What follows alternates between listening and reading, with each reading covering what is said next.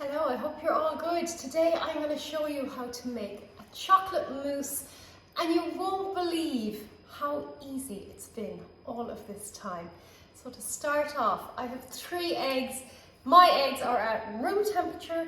I keep them in the press, not in the fridge, but that's just me.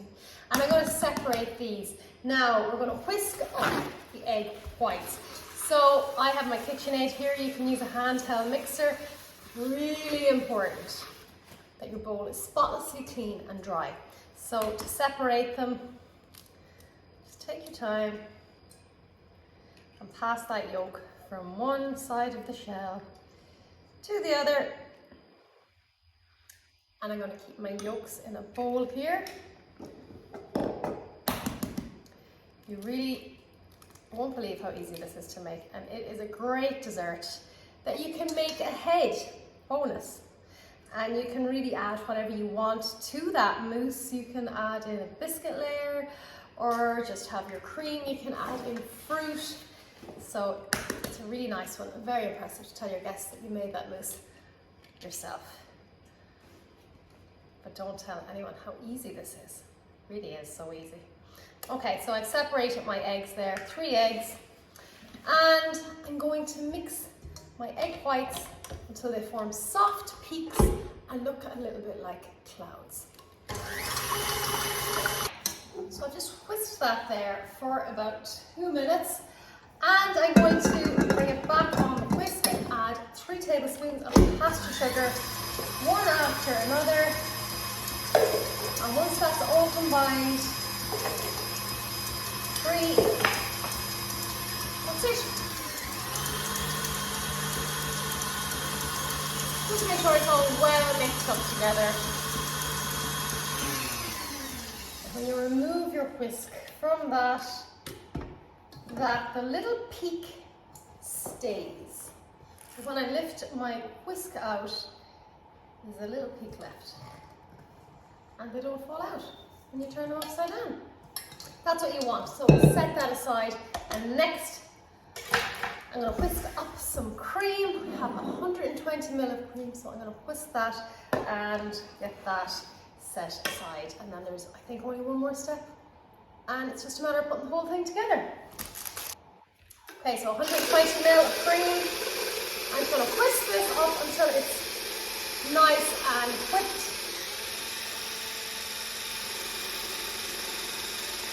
Do keep an eye on your cream because you can over-whip it. You don't want that. As you see it thicken, reduce the speed. It can over whip like that when the whisk is going really fast. So that's a little tip I learned along the way, is to reduce the speed. When you see it begin to thicken, you don't want it to split. So it's a very fine line. I think that's good. I know that if I twist that for any longer, it will almost curdle. So that is the consistency that we want. So we'll set that aside. Now the final piece is the chocolate. So finally I have 125 grams of dark chocolate. I always use the Bourneville, as long as it's good and dark, you are fine. So we want to break this up. I'm going to melt this over a bain-marie, which is a metal or a glass dish, over a saucepan of simmering hot water. You don't want the water to touch the bottom of the dish or you'll burn your chocolate. And you can also pop it in your microwave, but I don't have a microwave, so this is how it must be done in this house. So 125 grams of dark chocolate broken up and about 10 grams of butter. So I'm going to melt this over the hot water, get that nice and melted. That might take a few minutes, so anything that takes a few minutes, I always try and tidy whatever mess I've made, because I do tend to make a bit of a mess when I cook, and that will be ready in a few minutes. The chocolate has melted perfect, but it's really important to let this cool down, because if we add this while it's still hot or warm to our cream and our eggs, we'll have scrambled egg mousse, and we don't want that. So just let that set aside to cool down. And what I'm going to do next is add those 3 yolks from the very beginning. Take away any egg white. I'm going to add them into the cream that I've whipped and just whisk them in. Perfect. So all we need to do now is wait for that chocolate to cool down completely. What I'm going to do is I'm going to stand outside and just continue to mix it outside where it's nice and cool. And that will speed up the process. I'll do that and I'll be back. So that only took a minute or two and it's nice and cool. So what I'm doing now, I'm adding the cool chocolate to the cream and the egg mixture. And we're going to combine that all well. This is where your silicone spatulas come in really handy.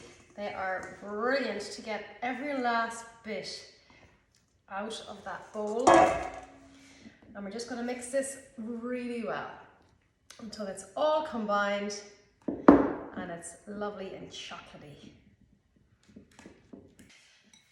Now, I've just brought you a little bit closer to see what it is I'm up to. So I've actually used a fork. It's a lot easier to get that chocolate mixed in. Oh, it's so good, but make sure you have a really good mix done. And the final step is to get the meringue into the chocolate and combine it all. Look at that. So good. This will set in the fridge.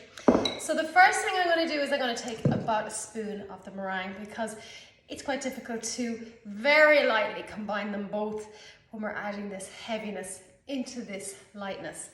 So I'm going to take a little of the meringue and pop it in here just to split up that mixture.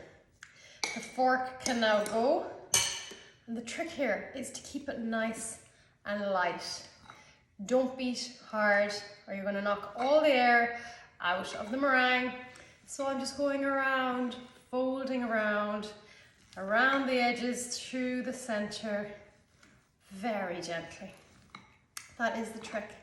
So once this has been combined, add it into the remaining meringue. Spoon that all in. And again, very gently. Around the sides, through the middle,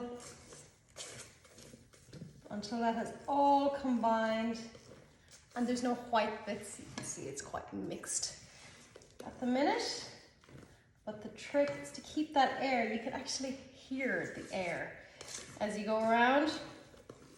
So around the sides, through the middle, very gently until that is all combined. And that is it. It is that easy to make your mousse. This can be made ahead. Make this a day or two before you need it and just have that in the fridge. Now how you decorate it is entirely up to you. You can see there now. Fab.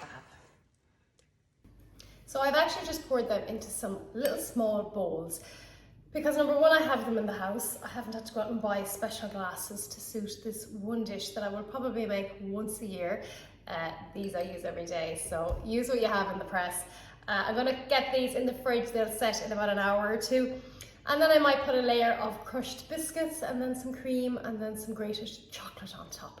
So these are great to make ahead. You can make them the day before, just have them covered. I'm gonna cover these with some cling film into the fridge. And that's it. So easy. The mousse has been in the fridge for about 2 hours and that's fine. If I can leave it longer, all the better. So perfect to make the night before and then you get that real moussey set consistency. Now I've also whipped some cream and I'm going to pop that into a piping bag. You don't have to do this. I am a sucker for presentation and anything I can put into a piping bag goes into a piping bag. So I've whipped some cream. Always handy to have extra cream in the fridge whipped if you're having guests over. That's another little tip. Whip some cream for your coffees or, you know, dessert. Handy to have a little bit of cream in there. Now that's perfect. I also have some amaretti biscuits. You can use any biscuits you want. This is the stage where really and truly you can do whatever you want to decorate. You can do, I'm going to add a little corner of the biscuit, slightly crushed with my mallet. If you don't have a mallet, you can use a rolling pin. crunch. Crunchy will be great in there. Some honeycomb, some fresh fruit, whatever you want. So what I'm going to do, mousse, I'm very much guessing this as I go. So I'm going to do some, let's see. So press down and pull up. Hold it down and pull up. I'm only going to do cream on half because really this is calorific. I'm going to leave the other half free. And in the other half, I'm going to add those amaretti biscuits that I have crushed. So that's that. And then just to finish it off, I have a zester here. You can use a cheese grater and some chocolate just to zest on top. That is it. A perfect little chocolate mousse with your fresh cream and your amaretti biscuits will be tucked in. See, that is so good. Absolutely fab. So good. So good. You definitely want to have a little break after your main meal because this is very indulgent. The crunch from the biscuits is great. Really tasty. So do it in a glass, do it in a little dish like this, add some fresh fruit, whatever you want. That is it. I hope you've enjoyed it. I certainly have. And I know my kids will when they come home to find all these lovely desserts. So be sure to give it a go. If you have any questions, pop them in the comments below. Let me know and I'll do my very best to get back to you as soon as possible. That is it. I hope you've enjoyed this demo and I will talk to you soon.